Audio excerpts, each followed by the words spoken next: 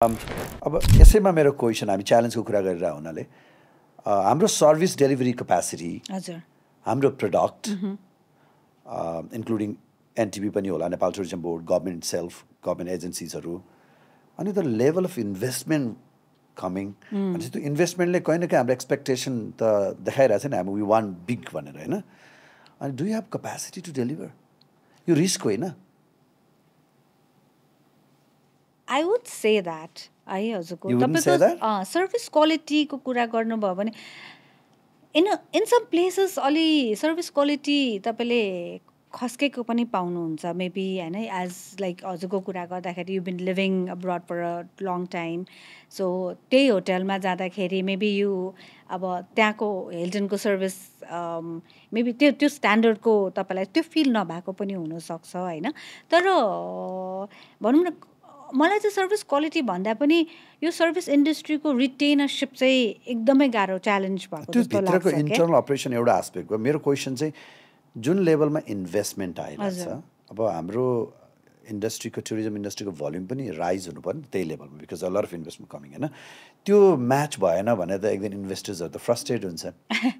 त्यो ब्याकफायर हुन सक्दैन आर वी रेडी प्रमोसनको हिसाबले यो इन्डस्ट्रीलाई बिगर बनाउनलाई एकातिर तपाईँले पनि काम गर्नुपर्ने होला ब्रान्डिङमा एट द सेम टाइम होइन यो सब चिज सिङ्क भइरहेछ त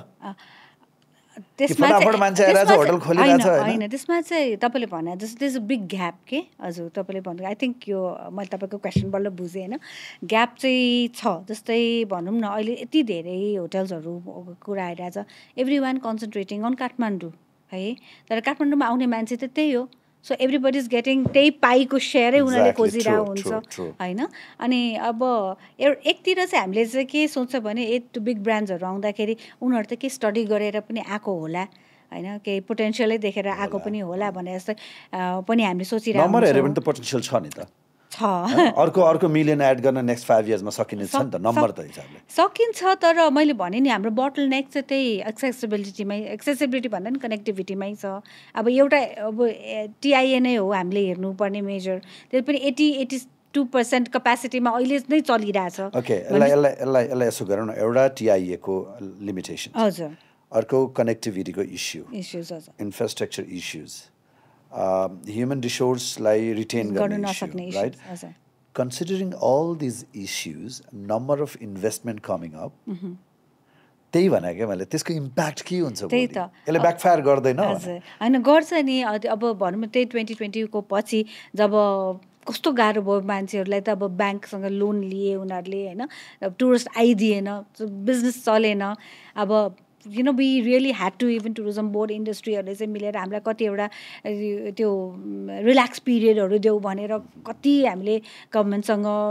you know we pleaded them अनि त्यो अलिकति रूपमा उहाँले गर्नु पनि भएको छ अहिले पनि हेर्नुभयो भने most of the small big properties भन्दा पनि मिडियम एन्टरप्राइजेसहरूलाई चाहिँ दे आर इन त्यति एकदम कम्फर्टेबल सिचुएसनमा चाहिँ अझै काठमाडौँ बाहिरकाहरू चाहिँ छ जस्तो लाग्दैन त्यो सुनिरहेको हुन्छौँ होइन अनि अब पोखरा गयो चितवन गयो भने हामीले कति कुरा त्यो होटलमा इन्डस्ट्री गरेको उनीहरूले बेचिसके क्या त्यो प्रपर्टी नै because they could not run the hotel भनेर उनीहरूले कि फ्ल्याट बनाइदिएछ कि अरूलाई बेचेछ आई क्यान सी एभ्री होटलमा चाहिँ हजुर दे आर सफरिङ इन हजुर त्यो